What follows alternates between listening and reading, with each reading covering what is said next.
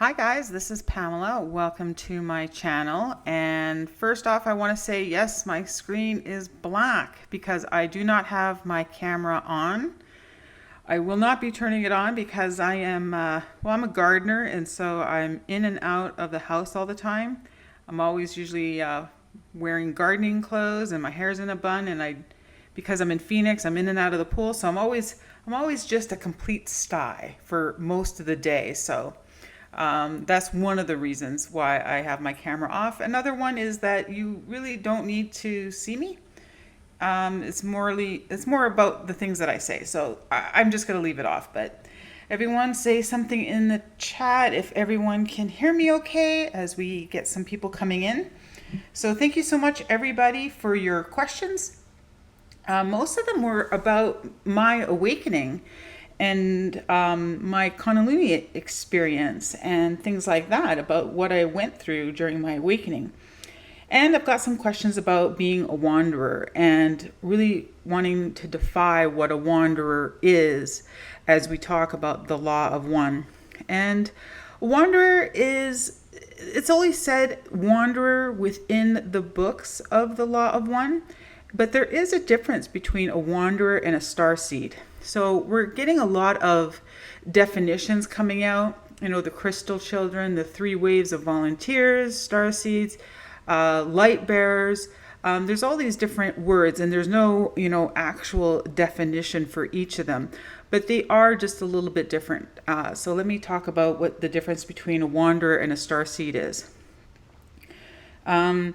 So in the books, wanderers are individuals that have already graduated out of third density on other planets and different systems, reality systems, and have come here to Earth, or they go to wherever there is sorrow to aid a planet. And so they volunteer to kind of downgrade or to come down into the third dimension. So I know that I am from the 6th dimension, part of the Raw Collective. When I went through my awakening, I found that out. And so wanderers, they're considered somewhat brave. I would say there's entities out there that are in the 5th and 6th densities that are actually kind of scared to be a wanderer because it can be a little risky. Because after you've already graduated out of 3rd density, and there's not a lot of 4th density wanderers, I should say that as well. There are a lot of 5ths, but most wanderers are from the 6th dimension, in the 6th density. And when you come to the 3rd dimension, and if you incarnate into a planet that hasn't gone through the 3rd density harvest yet, and you come during harvest time, it can be risky because you can lose your positive polarity of service to others. And most wanderers are service to others. There's very few wanderers that are service to self. And I'll talk more in depth about that in a little bit. So if the difference between a wanderer and a starseed is, a starseed just means you're from somewhere else. It doesn't mean that you're from a different density. You're just here from a different place. So if you're from the Pleiadians and you're coming from a Pleiadian system that's also in the 3rd density, you would be able to incarnate here at this time and be a starseed. And the difference between a wanderer is from 4th, 5th, and 6th dimension that would incarnate here, and they would be a wanderer. So a lot of starseeds are here right now. I mean, a lot.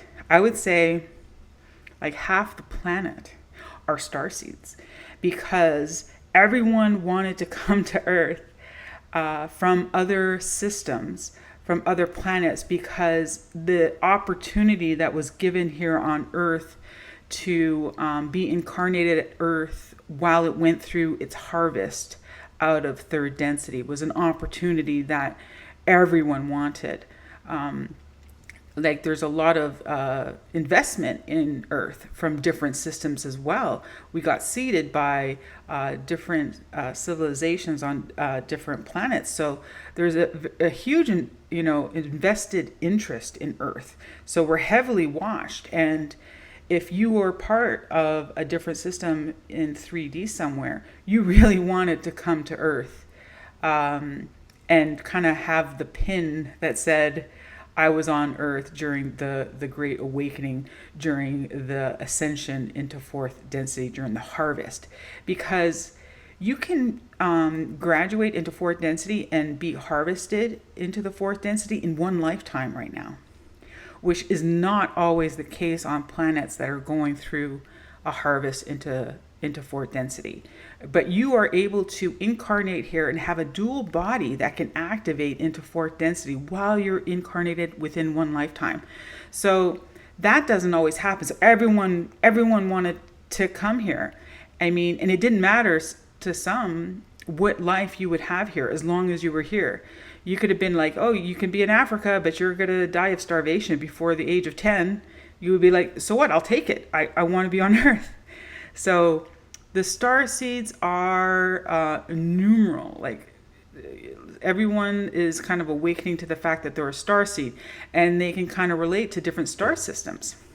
So wanderers, at the time that the books were done and the channeling was done, it was in 1980, and the number that Ra had given to how many wanderers were here was 65 million. And there was very few fourth and fifth density. Most of them were sixth. So if we go back and say, but at the time that these channeling sessions were done, there was an influx of wanderers coming in, because Earth was kind of lagging a little bit in going from third to fourth density, and there was a very small harvest. So volunteers were asked for. Volunteers of wanderers were being asked to incarnate on Earth at that time. So there was a huge influx. In 1980, a lot of wanderers were just being born at that point. So today, like I don't know, was 1980, what was the population? Around 4 billion in 1980. So we're like double that. So you can almost double the amount of wanderers that are here now to like 120 million. And I would double that maybe again to 300 million because there was such a huge influx of wanderers that are here. So a couple other things about wanderers, why would someone choose to kind of downgrade yourself or risk going into such a harsh reality system of third density, and particularly here on Earth? Why would you do that? Because wanderers have they go to sorrow. They have a need to heal. They have an unbelievable pull to want to aid others and service others. And a lot of times, and I can say this for me, what I found out being part of the Raw Collective, I graduated with the Raw Collective very late. Raw Collective was already formulated, and I kind of joined. So I'm lagging behind a little bit within sixth density, and I want to desperately catch up and to serve others in such a way as being a wanderer strengthens my polarity to serve others. And I am desperately wanting to match the vibration of the Raw Collective. And so I do things like being a wanderer. And I have been a wanderer before. I was a wanderer on Maldek before it was destroyed. Maldek is the asteroid belt that was destroyed at the end of the third density, when that planet was in third density. And I had gone there for the same reasons, to teach the law of one, to aid the planet to go towards sorrow. And it was unsuccessful, obviously. And the entities that were on Maldek are actually, a lot of them are here in the inner Earth. They're not on the Earth's surface. They're in inner Earth, going through healing. Now, Maldek was destroyed, I believe, about 600,000 years ago. And it took about 100,000 to 200,000 years just for very high density octaves, eighth density octaves, just to start to untie the knot of fear and kind of rescue the souls that were on Maldek when it destroyed. Because when you're in that situation, it's almost like the same thing happened to the souls that were destroyed at the epicenter of a nuclear blast in Hiroshima and Nagasaki. Something happens when you are destroyed in such a fashion. You have to go through tremendous healing. It's not a normal death. It's like your silver cord gets severed. It's almost like a true death to a soul when it's destroyed in such ways. And it takes very high density entities to be able to heal and aid and let those kind of lost souls be found again and put together again. And they go through tremendous healing. And the souls that were on Maldek are still healing from that. So I was a wanderer on Maldek, and I did have a past life here on Earth when the pyramids were built. And I will do a video later on about how the pyramids were built and what they were used for. So let's see, other things about the wanderers. If you're a wanderer and you incarnate here on Earth during third density, you agree to all the rules on third density. You're not allowed to be fully activated with a fourth density body or fifth density body and still be here on Earth. You agree to go on this side of the veil of forgetting, and you don't get all your superpowers. You don't get to, fly around and levitate everywhere. You don't get to, do some of the things that are possible in the higher densities. You agree to all the rules here on Earth. And the goal for a wanderer is to remember their mission. Now, not all wanderers have this specific mission. And I think other people, whether you're starseeds or whether you're wanderers, when you have an awakening, you want to do more. You like want to know your mission in life. You want to, you feel like this need that you're not doing enough for humanity, and you struggle with that a little bit. But a lot of the wanderers, they can be called light bearers because they're just here to hold a high vibration, and that's it. Live a completely normal life and just be here and serve others from your day-to-day life. They've been called, a lot of times wanderers are called light bearers. And they're called that because, like if you were to have a very dark stadium, you got to start sending in light bearers. And it's like sending in individuals with like holding just a candle. Well, eventually, if you're able to get enough light bearers on a planet to raise a vibration, it'd be like lighting up a stadium one candle at a time. And that was kind of like what we wanted here on Earth. We wanted to raise the vibration, to awaken others, that we are all part of the same system. And we all want to serve others and serve the law of one. It's kind of like the thing that a lot of wanderers do. Now, Ra did say that as far as wanderers going through an awakening, only about 8 to 9% of wanderers actually go through a full awakening. About half of them kind of just feel like they don't belong here. They don't, they know something's very off with this planet. It feels very heavy. It feels very dark.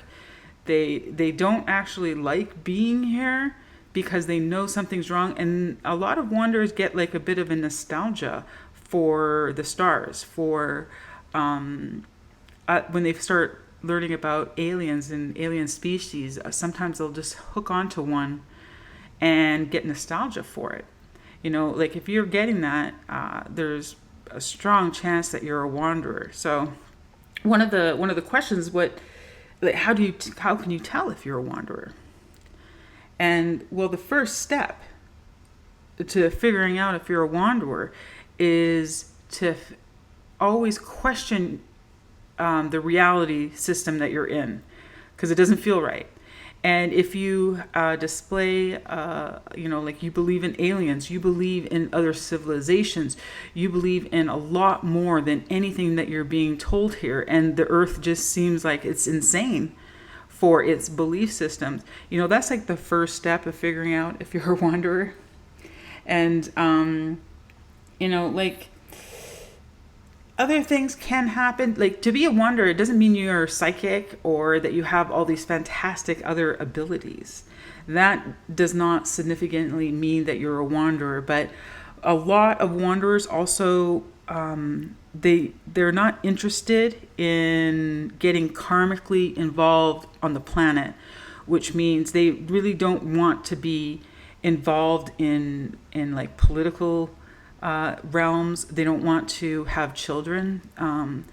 Like, they're here, they can kind of feel the fact that they're here for like one gig, one lifetime, to fulfill their mission, to raise vibration, to be karmically involved, which mean that you're having kids, you have a soul family, you're playing out soul contracts, you're doing all these other things.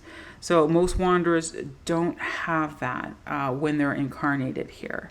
So I never wanted kids, I'll tell you that.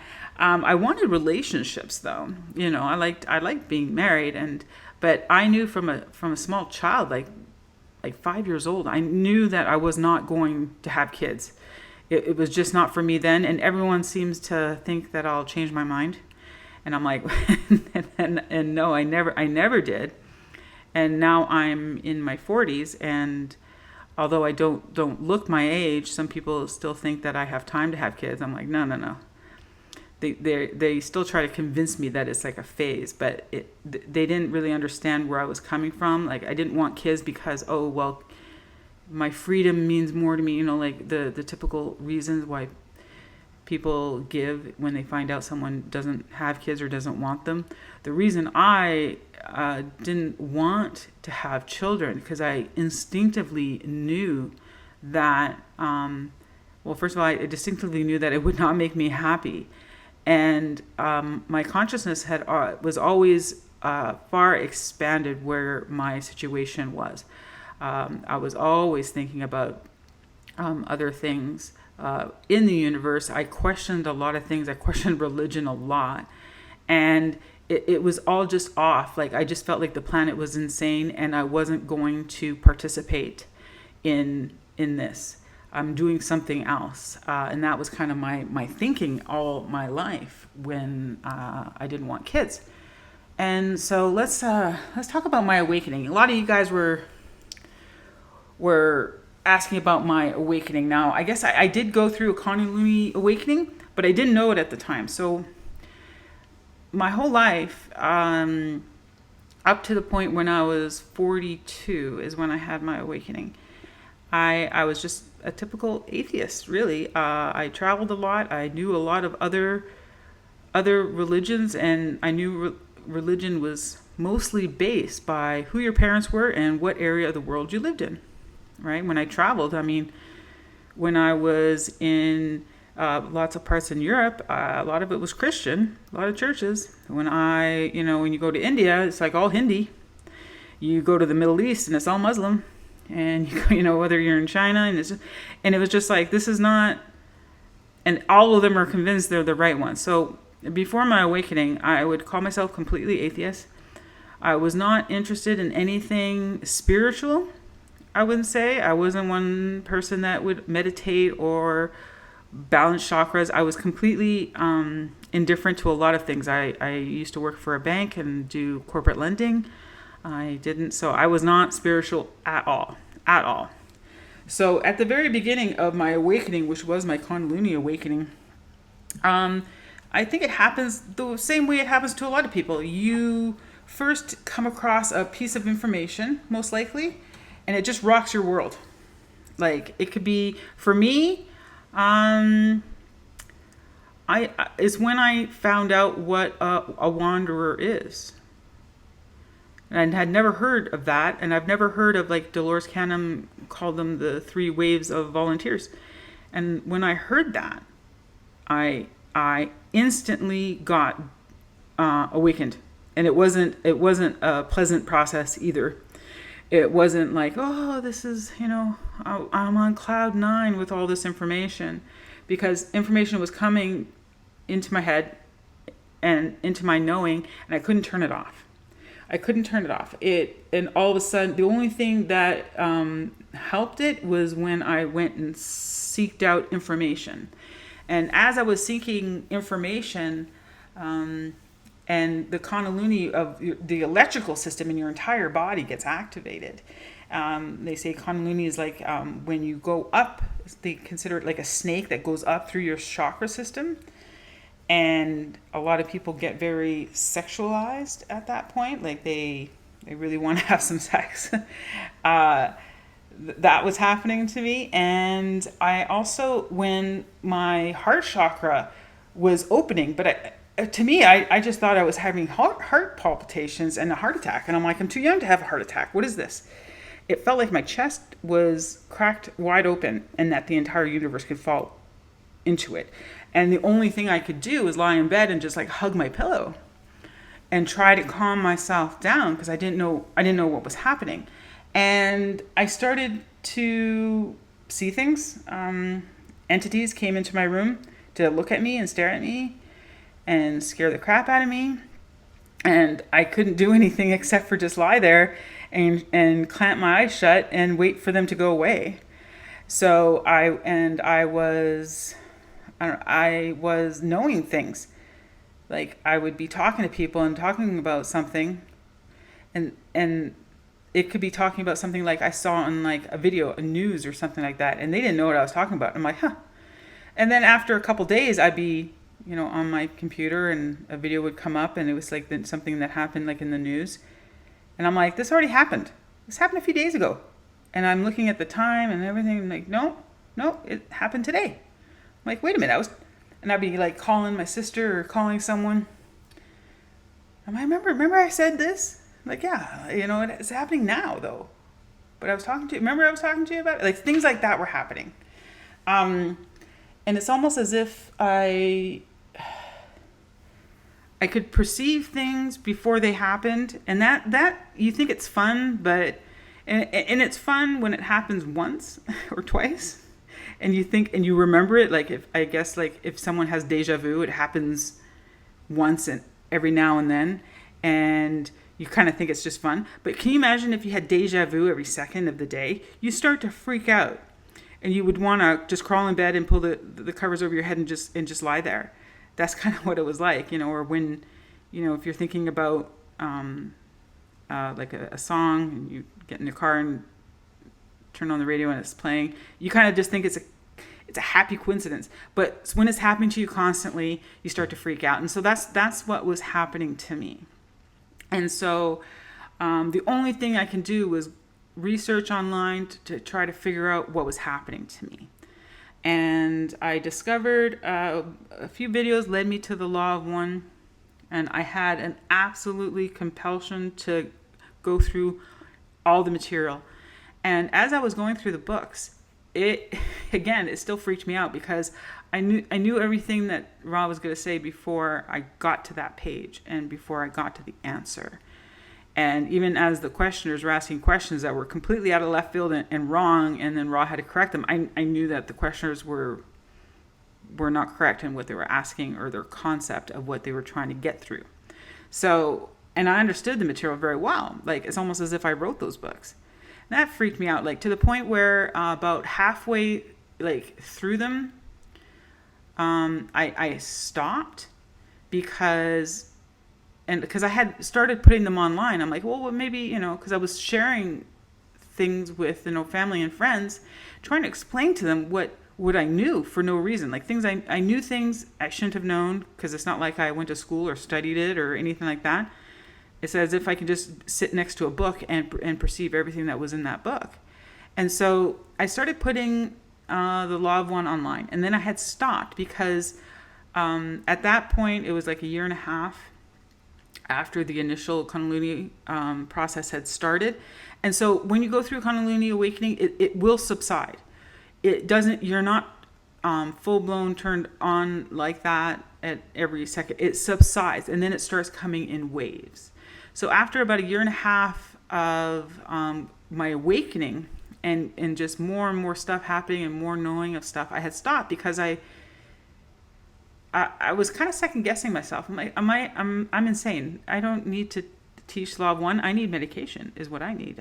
Because I'm clearly the life that I had before my awakening did not parallel match what I was going through. So I started to kind of seek different answers. I almost wanted reassurance that I was not crazy and that I know this material for some other reason. And so I had gone to a woman who does channeling. Now, she doesn't do channeling the way Carla does channeling for the Law of One books. This first woman I went to, she does channeling like a Hicks, Abraham Hicks. So she's able to, talk to you in herself 1 second, and then she's able to talk through my higher self and in the same minute without actually going into trance. So she told me, that I wasn't from here.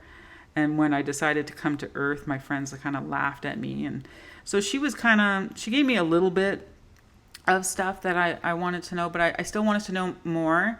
And it wasn't too long after that I found a young man. He was only 24, and he was in northern India. And even though he didn't speak very good English, or very broken English, when he went into trance, like completely under, he spoke perfect English and never missed a word.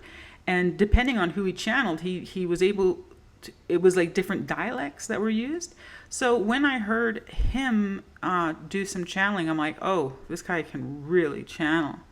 And so I contacted him. I'm like, can you channel? I just sent him an email and $111. And I said, can you please channel my higher self? And that's all the information I gave. I didn't even know he would do channeling to individuals. I just know he knew how to do it. And so I just sent him an email and the money, and he needed my full name and my birth date. So and the channeling session that he brought back told me a lot about my past lives, my higher self, that I was a part of the Raw Collective, and that I was here to teach the Law of One. And so after I had kind of gotten that, it helped me know that I wasn't insane, and that the things that were happening to me were part of the thing that wanderers go through as an awakening, so they can kind of fulfill their mission that they came here for. So ever since then, I'm actually a very busy person. I have an urban farm here in Phoenix, so it's been a brutal summer. So trying to keep everything alive, and I run different businesses and with whatever, and I'm trying to get things more mainstream so I can just concentrate on teaching, and I'm putting together some pretty big lessons for teaching the Law of One. And so I'm working on that. And so that was basically my awakening. And as I move forward, the Kundalini comes in waves. It comes in waves. Like some days I feel like I'm completely back to my old self, and there's no difference. And I don't get any psychic impressions. I don't get any, I don't see entities, even though I've done severe clearing of my house. And then all of a sudden something will come up, and I go out of body, and I'm completely lost. I don't know where I am, but I go all the way up. I try to go out of the atmosphere of Earth, out of body, and I kind of just explore around, and I'm always lost. I don't know how to navigate. Or I do a lot of lucid dreaming and control all my dreams. So they'll come in ways where I'll get things like that. And the more you work on it, the better you do get at it. Lucid dreaming used to be once in a blue moon, and now I can do it all the time. And then I do get a lot of psychic impressions about different things. And if someone asks me something, I can get a download of it very quickly. Sometimes I can get it as I'm talking with the person, and sometimes I'm like, I'm just going to sit with it for a bit, and I'll get the download later. And I asked someone, I asked some of my friends, ask me a question, and so I can download information about it.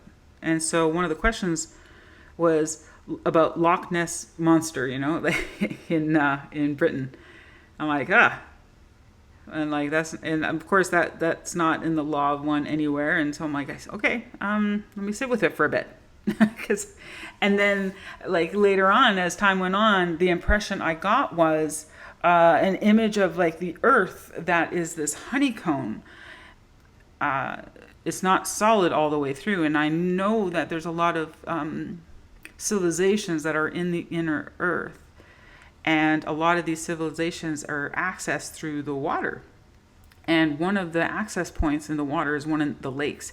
And so these civilizations that are in the inner earth, they have their own energy source. Like it's all, they have their own inner sun. They have all different species of animals and civilizations and of people.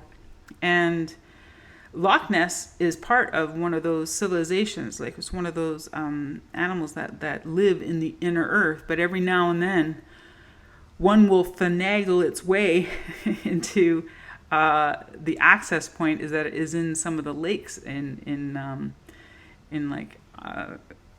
Britain and in Scotland. And I'm like, oh, and I was kind of surprised at that. I'm like, so Loch Ness is real. It's not just some folklore thing. So, but the thing is, once Loch Ness hits the surface on Earth, like they took a wrong turn somewhere and they dive down and pretty much go straight back to find their way back to the inner Earth. And it's like a long swim. It's like 500 like kind of miles, underwater. So in a lot of these tight caverns, so you're not going to ever kind of find, a diver can't dive into these caves and get far enough to find the inner Earth like not Loch Ness can. So anyway, that's like an example of a download I can get from information from someone gives me. And of course I have no way to verify any of it. And I could, I'm just talking, but those are the impressions that I get.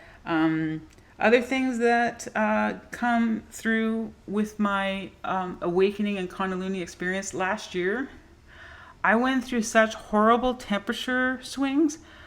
I could not, because when your chakra system gets reorganized and activated, it can wreak havoc on your electrical system in your body.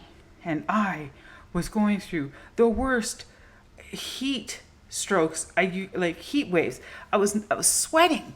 I would actually have to have 2 water bottles in my freezer that I would rotate, and I would have to just sit there and have them under my armpits, and I would melt them very quickly. Even my mom, she came to visit me, and she thought I was going through menopause, and so did I. I'm like, why am I sweating so badly? Why am I generating so much heat that am I dying? Am I going through? And I found out later that part of those sweatings was my chakra system getting reorganized. And I couldn't, and then because then it wasn't hot flushes from menopause because it turned off. They subsided. But I found out that could be one of the systems when you're going through Kundalini. And so I'm like, oh, that's just great. Hope that doesn't come back. Another thing that a lot of times happens when you go through an awakening, some people do hear auditory stuff. I never have auditory stuff very often that happens to me. I guess it has, but very rarely. There were a few times I thought someone was in my house. I heard voices in my house of a woman. I'm like, what the hell? And at first, I thought maybe it was a neighbor yelling through the window, trying to talk to me. And I'm like, what the hell? You go up and you're investigating and you're trying to find the source of these voices and people, and you find nothing. You're like, and you just think you're crazy. So sometimes you do hear auditory things like that. Some people do. Thank goodness that turned off as well for me. And all those scary entities coming into my room, that stopped, and I hope that does not come back. Another thing that happens, unfortunately, to a lot of people that go through awakenings, because it could be so rough and you're going insane, you a lot of times your whole life falls apart. Mine had already started falling apart at that point. I had gone through a divorce, and I was desperately trying to hang on to my certain businesses that I was running. Animals were dying all around me. I was going. A lot of times you go through really like it's like a midlife crisis almost. Like just everything just simply falls apart. It's almost like you get teared down emotionally to nothing, and you have to build yourself back up. So it's not a fun experience a lot of times. You because you have a hard time concentrating on like family and success and being normal in the world. Instead, you're lying in bed with the covers over your head, hoping that you're not having a heart attack. So when you're constantly in that state, you kind of go into full hermit mode, and during that time, your life can fall apart. And so that happens to a lot of people going through Kundalini awakening. Just it's just about always having that inner knowing of stuff. It's almost as if you're a human lie detector. When you're talking with someone, you can kind of figure out, but you don't say anything, but you know when someone's lying. So you can just imagine me trying to watch. Like if I watch CNN, my head will explode. I can't handle it. I can't handle it. I have to be very careful about the things I listen to because it just burns my biscuits when I hear so much deception out there. And if you've had an awakening, you really see it clearly, the horrible things that are happening. And the thing that really irritates you is how no one else can see it. So that's really definitely part of an awakening. And so, as I move forward, I enjoy the quiet times. And when my activation goes up, I get ready for it and I make full use out of it. And I try to serve as much as I can, I would say, as part of the there's a reason I went through an awakening, and it was very rough at some points, but I would say if I had a choice, though, it would have been easier not to have an awakening, and I could just kind of be like everyone else a little bit. The thing is, I hear a lot of people that want an awakening. They want to go through Kundalini awakening. I'm like, first of all, it could be dangerous. Some people you can have a heart attack. That electrical system that gets activated in your body, it can be dangerous. So I don't know how you can. I don't know what caused it. I don't know what can cause an awakening or Kundalini experience. I don't know if someone can just. I think some higher density beings can come into your presence, put their hands on you, and cause you to have it. But as far as I know, there's not a lot of people here that can do that for someone else. You can align your chakras and go through chakra system healing, but a full-blown awakening, I don't know of anything that you can do to cause it. And I have no idea, it could have been predetermined about when I would have mine. That I don't know. And so another thing that happens to those who go through Kundalini and who are wanderers is that we don't really age at the same rate as others.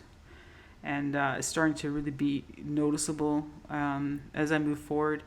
And I see others my age and others much younger than me. And I do not look like them. So that's another, that part I like kind of. We'll see how it goes. If I still look the same in 30 years, I might feel like I need to get a different identity if I need to. I am noticing that I'm no longer aging at the rate of others, and that's another thing about being a wanderer. So, let's see where we at in time here. Oh my God, it goes by so fast. We're almost at 30 minutes. Another question that I got was about the solar flash. A lot of people had not heard about the solar flash that's coming our way. Now, I don't want to scare anybody. So what is the solar flash? So in our system here in the Milky Way, the Milky Way takes us 26,000 years to do one lap, right? So Our sun is actually ignited because it's blasting through space at such a rate, very fast, almost like the welding rod. The tip of the welding rod is ignited because we have an electric universe, and it's only when that welding rod gets struck and moves does it ignite. And our sun is the same thing. Our sun is not combusting from the inside out. You can take that textbook and put it in the pile with all the flat Earth maps. It is not true. Our sun is ignited from the outside because it's blasting through an electric universe. Now, in every lap around our Milky Way, it's like this disk, right? There's almost like an equator you can think of in the center of that disk, and we spend half the time above that equator and half the time below it. So we have to actually pass through it twice with every lap, and that's about every 11,000 years. And about every 11 to 12,000 years, we get a solar flash. And what it is, that area of space that our sun passes through, it's got a different energy, that equator. It has a lot of dust on it. So when our sun passes through there, and not just our sun, all the planet, a lot of the suns and the stars in our system that go through that, they all kind of go through what we're calling a mini nova or a solar flash. And we're getting close to doing it again. And when that happens, it's almost as if all that dust, like the sun gets clogged with all the material and the junk that's in space, and it blows just like a filter. It blows its outer layer off all at once to clean itself when it goes through this area. And other star systems and stars, when they go through that, they pop as well. So we can see ahead at all the stars that are dipping through this area of space, and they're all popping, like pop, pop, pop, pop, and like we're next, And so there's a lot of scientists that are looking through this. There's a lot of evidence about what goes through on the planet whenever we do go through this area of space and we go through a solar flash. And it really does shake up our planet like a snow globe. It really does. And there are other things that happen during this time. Like there's a lot of legends that, like Noah's flood, the sloshing around of the oceans, the planet tilting forward and knocking back and forth every 11,000 years, like about 20 degrees. And that's why we have, like in Antarctica, we have ancient tropical forests, and now it's under ice. Well, Antarctica will dip back up the next time and it'll all melt and forests will grow. And then 11,000 years after that, it'll get knocked back. So this is what happens. And this is, one of the events was 11,000 years ago when Atlantis got destroyed. And there's other legends because as the Earth, this happens also in one day. When the solar flash happens and the Earth goes through this, the Earth is going to tilt 20 degrees. And we know which way it's going to tilt because it always tilts almost like concession, like a clock, like at 1 o'clock, 2 o'clock, 3 o'clock. So we know which way is going to probably tilt because of the weight distribution on the Earth right now. So we've got Greenland that has a huge amount of weight on it of ice. And so the way you look at the landmass and the way the Earth is going to tilt this time, you can kind of take Greenland and pull it down 20 degrees. And that's probably going to be the new configuration of where the land masses are on Earth. And when that happens, it happens in one day, because the Earth spins once a day. Like once every 24 hours, you're back to where you started. So as the Earth starts tilting, it's actually rolling at the same speed as the Earth is spinning when it gets into its new configuration. And this also, there's legends of like 3 days of darkness, because if you're in a space on the planet and as the Earth is spinning and tilting, you won't get to see the sun for a while because you're spinning in a way where it's being hidden from you. And after that, well, then Antarctica and Greenland, which has water or the ice on top of it, it's going to melt really fast. So in a matter of a few weeks, the sea levels are going to rise like 500 feet. So, you get Noah's flood and things like that. Legends, when the oceans are sloshing back and forth, you get Atlantis going under because our Earth is a honeycomb. There are land masses on Earth that are really, they don't have a lot of good solid structure underneath it. Like there's parts of Africa that are like, ugh, don't build a city there. You're kind of you don't have a lot underneath you holding up that landmass. And as soon as the solar flash happens, and it's gonna snap and just go completely down. And then some parts of the planet will, after the pressure gets released, it'll go up. So we'll get like new land masses that'll pop up when this event happens. And now the question that everyone has is, well, when is the solar flash going to happen? So before I get to that, I'm going to tell you there's also a spiritual aspect to the solar flash, because it's almost, the Earth is its own being. Okay, so if you look at us in 3D, and if you look at our bodies are actually second density, and we're third density consciousness is activating it. And if you look at people's past lives, a lot of people have past lives being organs within a human body. I love the story of that I was listening to of a guy who had a past life of being the embryonic fluid of a pregnancy. So, and how interesting that was. So if you look at parts of our body, we have second density within parts of our body. We've got bacteria, we've got worms, some of us, we have all these different aspects that are second density on our body. We can have fungus growing on our skin. So if you look at our bodies as being second density and our consciousness being in it, you can kind of see how the Earth itself is its own consciousness, and we're just simply on it. And it's a separate consciousness. Now the Earth, I'll tell you right now, Earth wants to evolve. It wants to prosper in a positive density. It wants to ascend. It doesn't want to go the way of Maldek. It doesn't want to go the way of Mars. She wants to survive what we're going through right now and be a place that can aid entities for millions of years to come. That's what the Earth wants. And part of Earth's existence, who Earth is, going through these solar flashes and Earth having to roll in its way a bit, because the Earth is also growing. If you look at maps of what was the name of when they put all the land masses on one side of the Earth and say this is, and then the continents started drifting. That's, again, take those globes and throw it in with the flat Earth maps. The Earth is actually growing, because if all the land mass was just on one side of the Earth is spinning. Any child can tell you can't spin a top with weight on one side. It can't spin. And the same thing with the Earth. And you can't tell me that, oh, well, the Earth was always unbalanced. It's only balanced right now. I'm like, no. It's always been balanced. But the thing is, all the land masses used to touch because the Earth used to be smaller.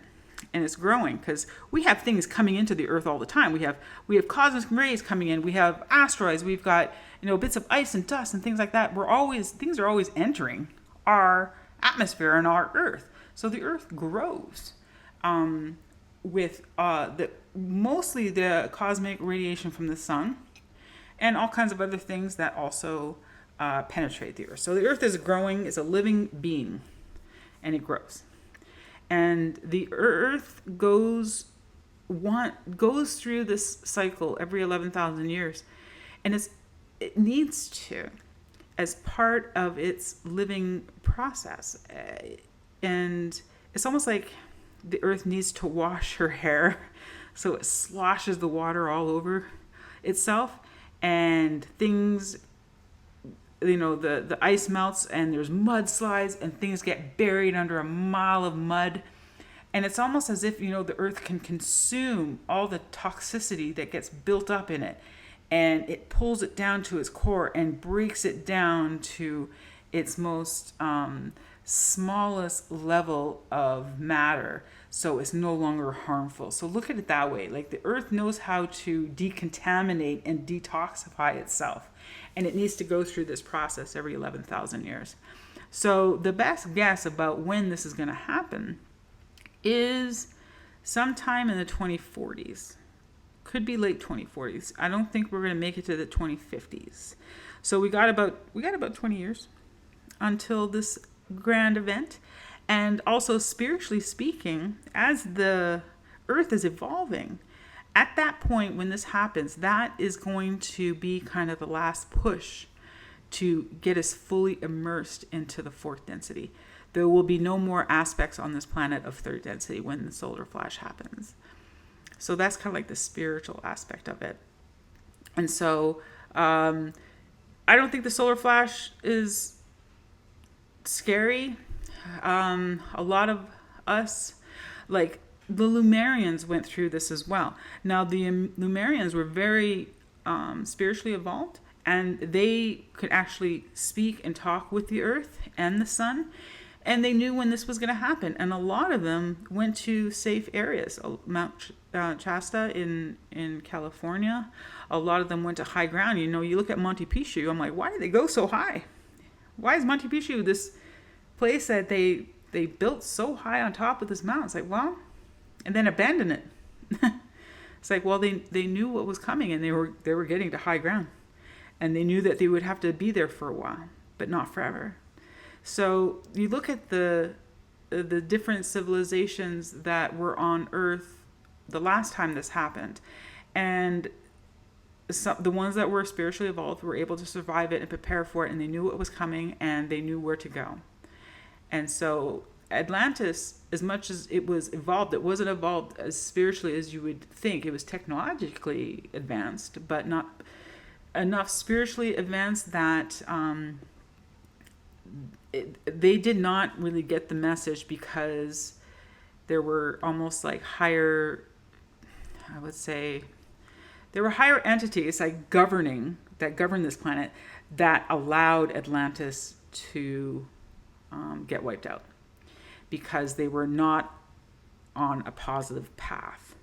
They were not service to others path, and they were not given. Now Lumerians were. So that kind of gives you now that a lot of people are starting to know about the solar flash, about when it's going to happen, people are starting to prepare. But like, again, we got 20 years, so I'm not worried about it.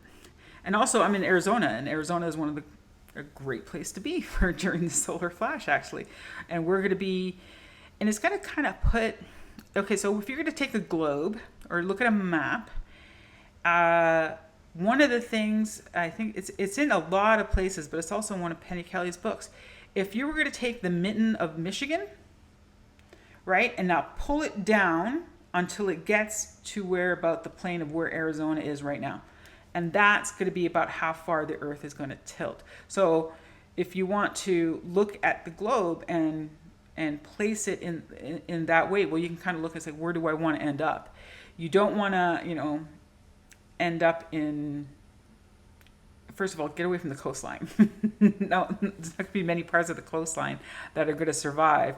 And that includes like the Gulf of Mexico. You want to be nowhere near the Gulf of Mexico, because it's gonna be pulled right out of its little bowl there and get splashed up.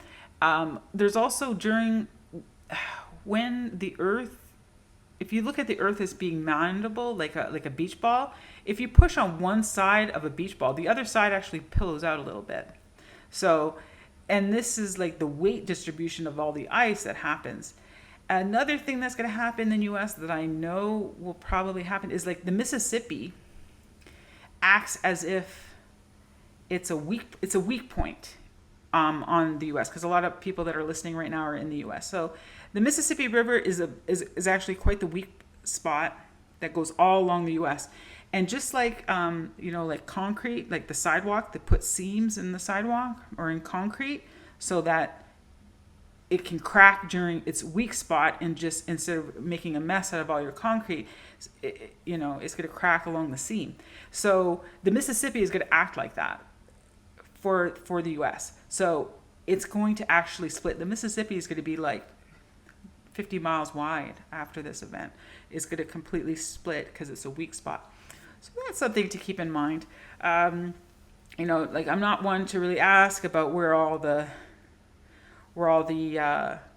safe zones are on the earth. Just get away from the coast. You got 20 years to figure that out. And it's also the radiation that happens to our atmosphere, because this kind of blows off part of our atmosphere. Not completely, but sure disturbs it quite a bit. And we're also having a pole shift. The sun going through its change also causes our poles to weaken. And when they weaken, they start to wander around a bit. And sometimes they strengthen back to where they were. Sometimes they shift completely. Sometimes they will have a new magnetic pole, which is what's going to happen this time as well. So the northern pole will be just off the coast of India, and the southern pole will be kind of in the middle of South America, is where the configuration will end up. And we kind of know this. And you can know this spiritually, and you can know it scientifically if you follow certain scientists that live and breathe this information. So that is the solar flash. The spiritual part is we're going into 4D positive. The scientific part is that the sun is going to go into a mini nova and blow its outer layer off, and it's, like we're in trouble just when the sun like hawks a loogie at us, like a solar flare happens in our direction. Like, we'll get radio disturbances, we'll get all kinds of stuff happening to us, like the Carrington event, where all that we can lose all electricity on the planet if a big enough one heads our way. So you can bet your bottom dollar that when the solar flash happens, electricity is going to be out for a while. But I'm hoping by the time we get to the solar flash, we're going to be so far into a spiritual advancement, and we're also going to have our soul family, like ETs, here to aid us, that hopefully this solar flash will be a lot better than the previous one. So I had some questions on that. So thank you so much, guys, for all your questions. I'm still going to still continue to leave them. I go through them, I'll write them down, and I'll try to go live once or twice a month to go through this. My next talk, I really want to deep dive into what third density is about and why we needed to go through what we're going through, and really what it means to make the choice for service to others and service to self, because that's like one of my favorite topics. Anyway, we're almost up on the hour. I want to thank everyone so much for listening. And thank you guys for this. I've gotten some donations from you guys, and I wanted you guys to know I really appreciate it when you guys donate. For someone who's just like a single girl running a business in a yard and trying to find time to teach a loved one, I really appreciate it. And I will leave it there, and I will see you guys in the next video. Thank you so much for listening. Bye, guys.